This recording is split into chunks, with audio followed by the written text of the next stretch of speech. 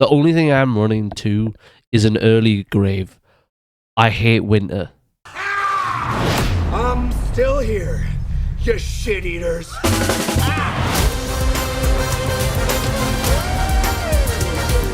The Running Man is the 9th feature film from writer, director, producer, British author Edgar Wright, well known for the Cornetto trilogy as well as Scott Pilgrim, writing the original screenplay for the Ant-Man film, and more recently, Baby Driver. Edgar Wright is renowned for his comedic, satirical genre films, his quick-paced energy, and his choice of popular music that is layered all over his filmography.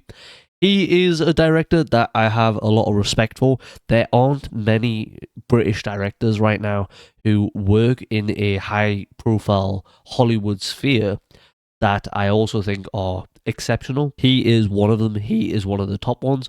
But as a director that doesn't do very much, he has only directed 9 feature films since his debut in 1995. The industry looks more sparse when he isn't working. When he is working, the industry is significantly better for it. And therefore, this being his first film in 4 years means that it is highly anticipated. And given that his last film came out in a COVID period, it also meant that this will be a test of whether or not audiences still had that Edgar Wright factor, whether or not they still wanted to see a film from him. And the thing that is so weird to me about this film is, despite the fact that it's got a pretty stacked cast, Glen Powell, William H. Macy, Colman, Domingo, Jamie Lawson, I want the Empire State in Frisco's golden. You better get the best for me.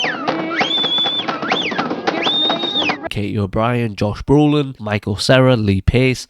This is a very good cast, but despite that, it doesn't ever feel like a Edgar Wright film, and therefore I was left with this feeling of I'm watching a film made by Edgar Wright, but it doesn't feel like a Edgar Wright film, and therefore I actually left the cinema feeling pretty uninspired and pretty disappointed that this film wasn't closer to what I expect from him. I actually just don't know if I have that much to say about it, which isn't very interesting for a review, but it is honest, which is that it just doesn't really work, but I can't really put my finger on it. I feel really undecided on this film. I can't decide whether I just outright am not a fan, or whether or not I think on a second and third watch this film would improve. But again, given that this is an Edgar Wright film, I know what I'm expecting, and he just seems to have taken a hard left turn into, I want to do a serious adaptation of the original Stephen King book. Now, that is perfectly fine. He is allowed to do that, but it just doesn't work for me. I should say that the topic that this film is based around could be seen as inherently serious.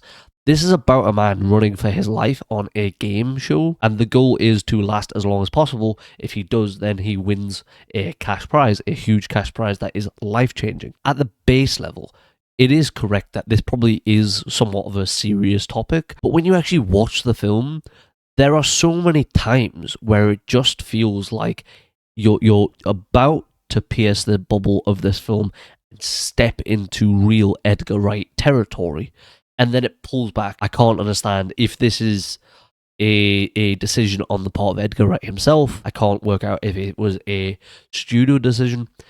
It just feels really confused to me, despite the fact that I think Glen Powell is pretty good in the film, despite the fact that Colman Domingo is pretty good in the film, Josh Brolin, so on and so forth. Ultimately, all of that is kind of just destroyed because I want an Edgar Wright film.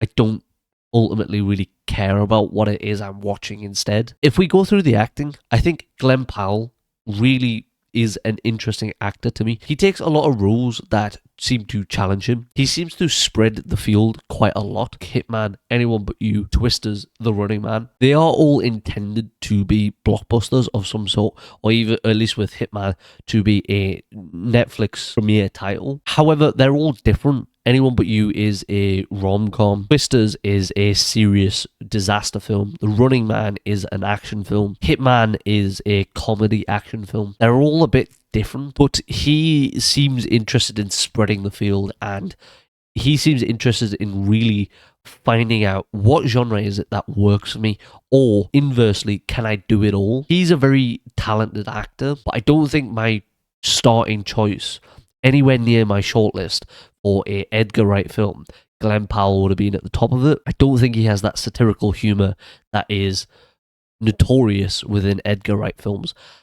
I don't think he has the fast-paced, bubbly energy that you need, similar to Baby Driver. I don't think he has the personality ultimately, but he does have the acting chops. He does have the seriousness that Edgar Wright asks of him within this film, and therefore, if we're judging him based on the film he is in, rather than the film I would have liked to exist, then I think he's pretty good, and he's a pretty strong leading man in the film. I think the supporting cast, particularly Josh Brolin, is pretty good in this film, but to be honest, I'm kind of just whatever Josh Brolin is in, I'm probably going to love him.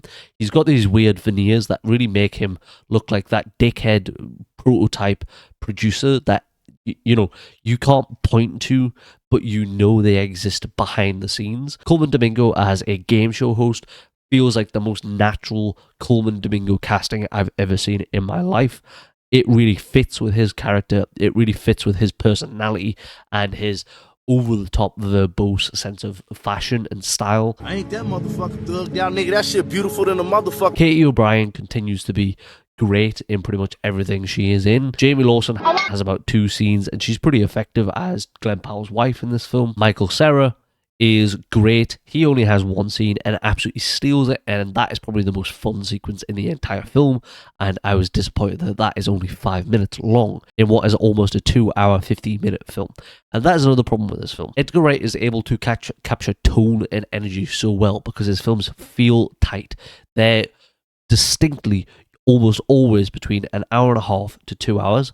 This being 2 hours and 30 minutes, it's like forcing someone to sigh for 3 seconds versus 5. If you sigh for 5 seconds, that's a long fucking sigh. It probably means that you've got something wrong. If it's 3 seconds, it probably just means you're tired. What happens here with The Running Man is that it's so long and elongate from Edgar Wright's usual films. It feels wrong because the energy and the tone is more drawn out and doesn't feel like he's absolutely cramming down into the tight 2-hour window that he usually operates in.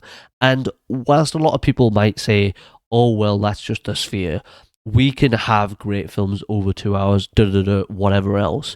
That is all true, but something distinctly great about Edgar Wright films is that it always feels cramped. It always feels like he's leaving a lot on the cutting room floor. But ultimately, that's not really what he's going for.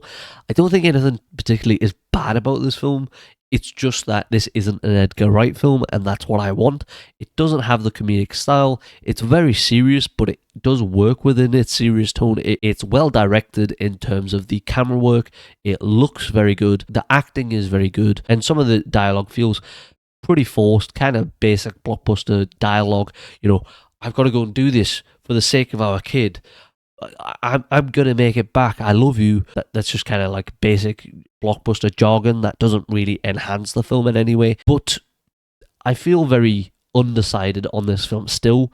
Again, as I say, there's nothing overtly wrong with the film. However, what I want from Edgar Wright is clearly different from what Edgar Wright wants from Edgar Wright. I would probably have less of an issue with this film if it didn't take 4 or 5 years to get an Edgar Wright film every time he makes one. If he was releasing films at the clip of 2-3 years, I would probably be more okay with this.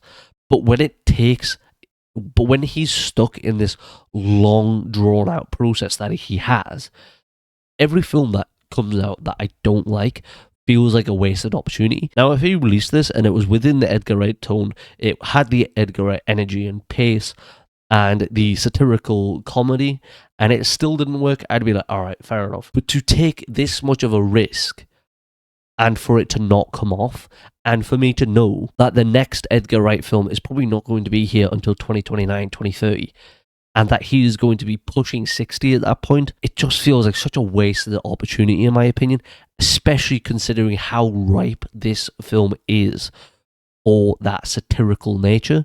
And it always just feels like it's on the precipice. It's right there, and it always pulls it back. It always makes it too serious. Always goes for the more serious tone rather than the satirical tone. And I just don't understand it, because there's clearly two films here. One is the serious film, the other is the satirical film, and I think pretty much everyone has a preferred tone from Edgar Wright.